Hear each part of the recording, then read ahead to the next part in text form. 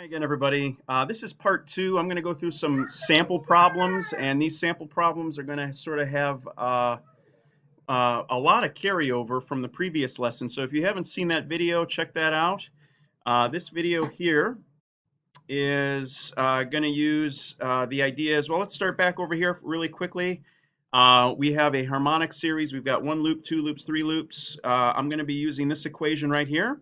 Fundamental frequency in this string is V over 2L, whatever the length of the string is. We're also going to, I guess, use the summary equation, which is N is the harmonic you're looking for. Let's say you wanted to have the third harmonic, which would look like the three loops you see over here in this picture right over here.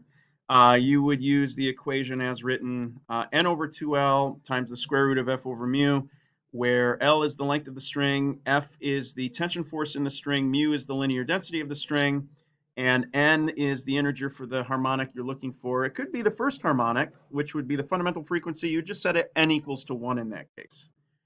All right, let's start with our first example. Let's begin. I'm going to move this just a little bit so I can write a little easier. Our first example, actually I'll call this example 0, is find the first three harmonics of a 1.5 meter, maybe you have like a piano string or something, a 1.5 meter long string having a mass. Let's see, they give us some details here. Having a mass per unit length of 0.005 kilograms per meter. And the tension force, they also give us the tension force. That's nice. Tension force is 112.5 newtons through the string. That's a decimal point. Sorry for my poor handwriting. All right. So they want to find the first three harmonics. I guess if I'm using the equation I just showed you a moment ago, that would be like N equals 1, 2, and 3. All right, they give us some details here. Let me take a mental note. We have the length of the string. We have the mass per unit length, the linear density of the string. That's terrific. And the tension force. Okay. Right off the bat, my mind is sort of brought back to this first picture from the previous lesson's notes. And the fundamental frequency is V over, let me write down what I'm thinking here. Let me grab a different color here. V over 2L. And the reason I'm thinking about this is because we can find the speed of the wave pulse through the string using these details that are provided right here. Okay. I guess I'm breaking this equation down into two separate pieces, but it's fundamentally the same thing as doing N over 2L times the square root of F over mu. Let me just kind of play this out as I'm thinking about it. V, so this is the equation I'm going to use in a moment. V is equal to the square root of tension force over linear density. So that's going to be the square root of 112.5 newtons. Oops. Divided by 0.005 kilograms per meter. Notice the units there. A newton and a kilogram are connected, as you will recall. So this is going to give us, if you grab your calculator, I'll give you a moment to do that. Welcome back. If you hit pause, 150 meters per second. Now, knowing this, I can plug in right there into the wave speed and divide that by, I'll just write it out over here, 150 meters per second divided by 2 times the length. 2 times 1.5 meters is 3. And if you plug that in, that's going to be 50 hertz. Ta-da! That's the magic number that makes one loop emerge in this string. The beautiful thing about a harmonic series is that the second harmonic is just double that, and the third harmonic is just 3 times that. Ta-da! Got it. And that's really what this equation right here is trying to say. N times F fundamental frequency. So I really just took this equation right here and broke it into a couple of different parts and combined it here. But um, I think it was important to connect this from our previous lesson. If you're not sure where the V over 2L comes from, check out that previous lesson, and you'll see the context for all of that. Um, let's move into our next example. Now, this next example is a two-parter, and this was actually a demo that we used to do in the classroom. Let me go ahead and add some details to this scenario, and then we can work through it together. I want you guys to imagine we have a mass hanging on a, here's, maybe this is the pulley. There's a table, okay? And this particular setup was, it's an actual physical setup that can be built. Let's write down some ideas that are going on here. This is a mass of 1.3 grams. This length of the string from here to here is measured at approximately 1.29 meters. And let's read the problem details as are provided there in the handout. 5 meters of the string has a mass of 1.3 grams. If the hanging mass is 110 grams,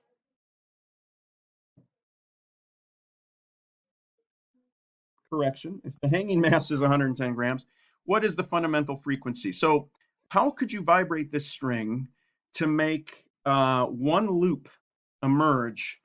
You'd have to have a periodic wave. So what would that frequency be? You'd have to vibrate this string at just the right frequency to get it looked like a jump rope, to get that to emerge in the string. Let's go ahead and jump right in. I think we have the givens. We are looking for this. Okay, what is that magic number? It's not going to be 50 hertz. Every string has its own unique fundamental frequency. What is that magic fundamental frequency for this particular string? This will allow us then to do part 2 of this question in just a few moments. Okay, why don't I go ahead and begin? Let's combine. Let's do that equation that you saw moments ago at the outset of this video and in the previous video.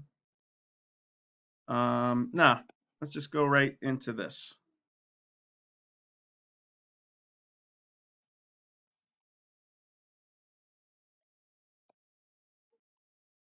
Okay. So we have to be very, very careful with how we use this equation. Let's go ahead and plug into this as carefully as possible. Let's have some room here to work. Okay. So first of all, length of the string. Well, we've got that right here in the demo that would have been built in the classroom. The actual string that we're trying to create the standing wave in is 1.29 meters in length, okay? Now we're going to multiply that by the tension force divided by the linear density. So the tension force, got to be careful here, is, well, let's draw a little free body diagram over here, is coming from the hanging mass. And the equation for weight is mass times gravity. Let's go ahead and, well, let's turn this into kilograms by dividing by 1,000. So that's 0.110 kilograms times, let's use 9.8.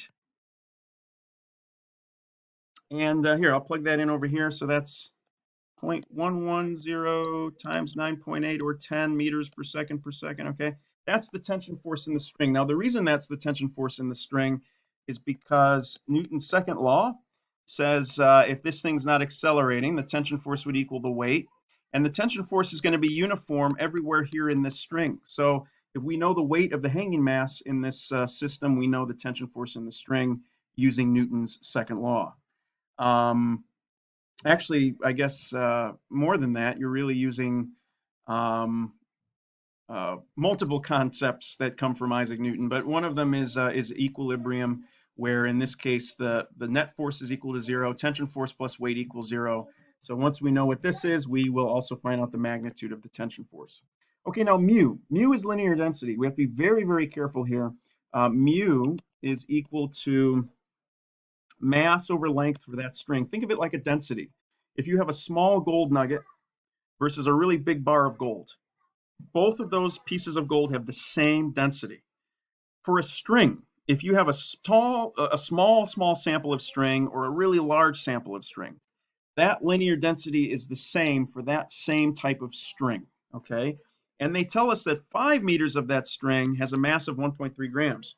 So what we have to do, being very, very careful here, we're going to change this into kilograms. That's going to be 0.0013 kilograms divided by, that says 0.0013 kilograms, divided by 5 meters, which is what must have been put into the, on top of the mass scale.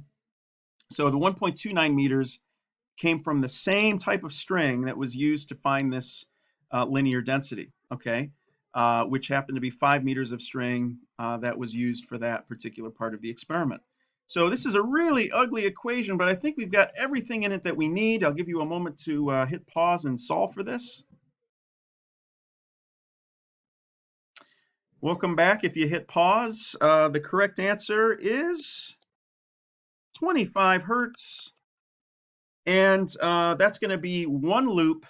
If you wanted to kind of get a visual for what was happening, the string would, if you were vibrating this thing at just the right frequency, in this case, I'm not drawing this very well, from here to here, you would get, it looked like a jump rope. It would oscillate up and down like this, and you would get one loop in there at 25 hertz. Okay, so if we wanted to create a standing wave with 2 loops and 3 loops and 4 loops, we could do multiples therein of that fundamental frequency. So that's the magic number for this particular string. And in order to find it, we had to use our equation from the previous lesson. Let's finish this up with number 2. For time purposes, I'm going to let you do some calculations on this. Let me give you some help, and I'll give you the final answer on this. This one changes things up a little bit. It says, what would the hanging mass need to be if you were going to produce 3 loops at 90 hertz? Now, right off the bat, we notice that 90 hertz is not a multiple of 25. So that means the tension force is going to have to change. Tension force is over here, all right? And that tension force comes from, if you can hear my son screaming in the background, my son and daughter are arguing a little bit. Sorry about that. Let me go ahead and, where I lost my train of thought there for a second. Looks like they're okay for the time being. This 90 hertz is not a multiple of the 25 hertz. We need to figure out what that hanging mass should be to get the job done. Okay, so using the same equation, 90 hertz is what we want to force the string to vibrate under. 3 loops, well, that means integer n equals 3 in our equation. So we're going to go 3 over 2L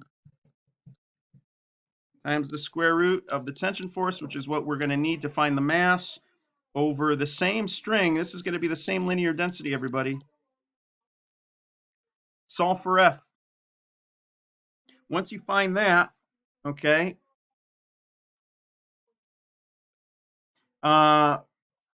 we can plug into this equation here, the weight equation, to find the mass. I'll give you a moment to do that.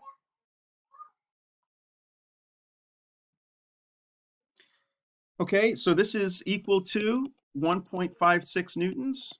If we plug that into here, the weight and the tension force are equal for the same reasons they were equal before. And we can use 9.8 for G here, 9.8 meters per second. And you should find out that the mass of the hanging weight over here, I just used the word mass and weight. They are different ideas. Sorry about that point. The hanging mass should be 0.159, about 160 grams. 160 grams would get the job done. What did we have previously? We had 110 grams. So 110 grams creates the tension force for the conditions for the first experiment. For this one, we needed about 160 grams. That's it. Bye bye, everybody.